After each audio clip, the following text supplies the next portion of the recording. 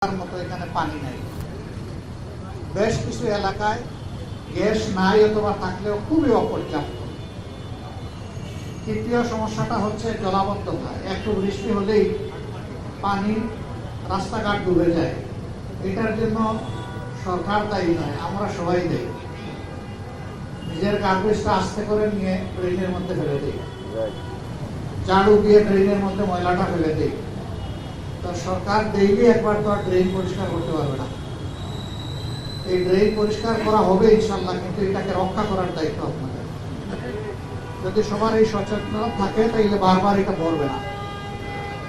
তারপরে আমাদের কয়েকটা বেশি নাই, 3টা মাত্র সড়া আছে। সড়াগুলার একই অবস্থা, সবাই নিয়ে সড়ার মধ্যে ময়লাগুলা ফেলে দেয়। সড়া কি ময়লা ফেলার জায়গা? ময়লা ফেলার জন্য তো ময়লার ভাগাড় আছে। আবার ময়লার ভাগাড়ে কোনো সময় আগে দেখতাম, এখন অবশ্য চোখে একটু কম পড়তেছে, যে ময়লা জমে আছে আর মাছি মশা ভ্রমণ করতেছে। এখন অনেকটা উন্নতি হয়েছে, তবে আরো উন্নতি দরকার। সেই জায়গায় নাগরিক সচেতনতা লাগবে। আপনারাও আপনাদের দায়িত্বটা পালন করবেন, নগরও তার দায়িত্ব সে পালন করবে। এই উভয় দিক থেকে দায়িত্ব পালন করলে আমরা ভালো থাকবো ইনশাআল্লাহ। এরপরে আসবে কিশোর গ্যাং এবং মাদকের সমস্যা। দেখেন আওয়াজ এখানে সবচেয়ে বেশি জোরালো, এবং এটা নিয়ে আমাদের মা বোনেরা বেশি সম্পৃক্ত। তাদের বাচ্চারা স্কুলে যাওয়া আসার পথে কি করতে চায়, তাদের বোধ দুর্বল করে। এখানে পুলিশের লোকেরা আছেন, আমি তাদেরকে অনুরোধ করবো তারা যেন বিষয়টা সিরিয়াসলি নেন। তারপরে আছে আপনাদের সমস্যাগুলোর মধ্যে স্কুলের কোথাও কোথাও কিছু অনিয়ম, কিছু দুর্নীতি পর্যায়ের বিষয়। সেটাও মন্ত্রী মহোদয় শুনে গেলেন। তিনি যথাযথ মন্ত্রণালয়কে এগুলা ইনশাল্লাহ আমি আশা করি যে তিনি পৌঁছাবেন, পাশ করবেন। এই কয়েকটা মৌলিক সমস্যা বড় মাত্রা। তার সাথে রাস্তা দখল, বিভিন্ন জায়গায় বসে গেছে হকাররা, তারাও এই দেশের মানুষ। এরা খুব ধনী সম্পদশালী না, তাদেরও রুজি রোজগারের দরকার আছে, কিন্তু তাদেরকে একটা শৃঙ্খলার আয়তায় নিতে। রাস্তা তো ব্যবসার জন্য না, রাস্তা হচ্ছে চলাচলের জন্য। এই রাস্তাটা চলাচলের জন্য মুক্ত করে দিতে হবে। এইটা মূলত আমি আশা করবো যে আইন শৃঙ্খলা বাহিনীকে সাথে নিয়ে আমাদের মাননীয় প্রশাসককে নিয়ে আসে, তিনি এই গুরু দায়িত্বটা পালন করবেন। আমরা তার সাথে সহযোগিতা করবো, সবাই সহযোগিতা করবেন তো। আমরা যদি এই কয়টা কাজ আপাতত করতে পারি, ভাই বিদ্যুতের সমস্যা শহরে খুবই কম, এটাকে উঠাবেন না। আমি এটা সাক্ষী। গ্রাম অঞ্চলে কিন্তু কষ্টটা বেশি, কিন্তু আমরা একই দেশের নাগরিক। সরকার আন্তরিকভাবে চেষ্টা করছে বিদ্যুৎ সমস্যার সমাধান করার জন্য। ওই সংসদের বিবৃতি বাদ দেন, বাস্তবতায় চলে যায়। সেটা আমাদের সবার সমস্যা, একদিনের না দীর্ঘদিনের তৈরি সমস্যা। এইগুলাও সমাধানে কিন্তু একটু সময় লাগবে, সময় দিতে হবে।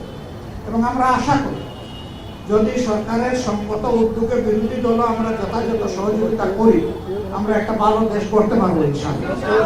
দেশ শুধু সরকারি দলের না, শুধু বিরোধী দলের না, দেশ আপামর জনগণের।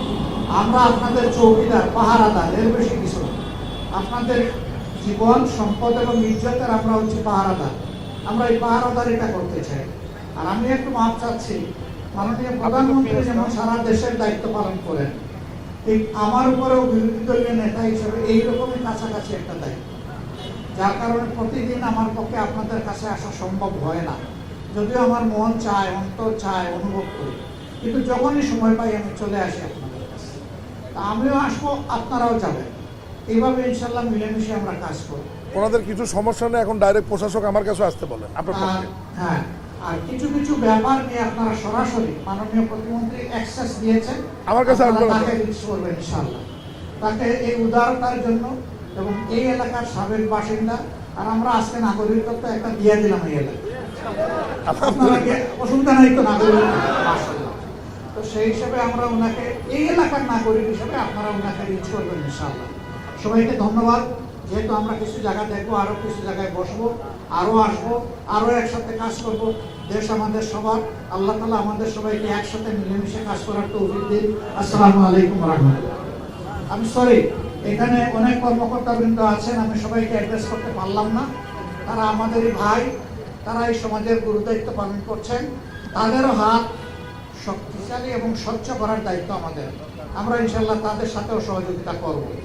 ঠিক আছে, তাদেরকে কেউ মানে পুলিশ দেখলেই রাগ করবেন না যে পুলিশ কি করে, এই সমস্ত গ্যাঞ্জাম সামলাইতে পারে না, কিশোর গ্যাং সামাল দিতে পারে না, মাদক সামাল দিতে পারে না। ভাই পুলিশ কয়জন, মানুষ তো অনেক, আগে সচেতনতা দরকার। সব পুলিশের উপর দিলে চলবে না তো, আমাদেরও দায়িত্ব নিতে হবে। আমার সন্তানের পাহারাদারি আমার করতে হবে, কার সাথে উঠে কার সাথে বসে কখন কি করে কোথায় যায় এর খবর আমি রাখলাম না, সব দায়িত্ব পুলিশকে দিয়ে দিলাম। পুলিশকে সামাল দিতে পারবে এটা? এই জন্য আমাদের সকলের কিছু গার্জিয়ানশিপের জায়গা থেকে দায়িত্ব পালন করতে হবে। সবাইকে ধন্যবাদ। আসসালামু আলাইকুম রহমতুল্লাহ।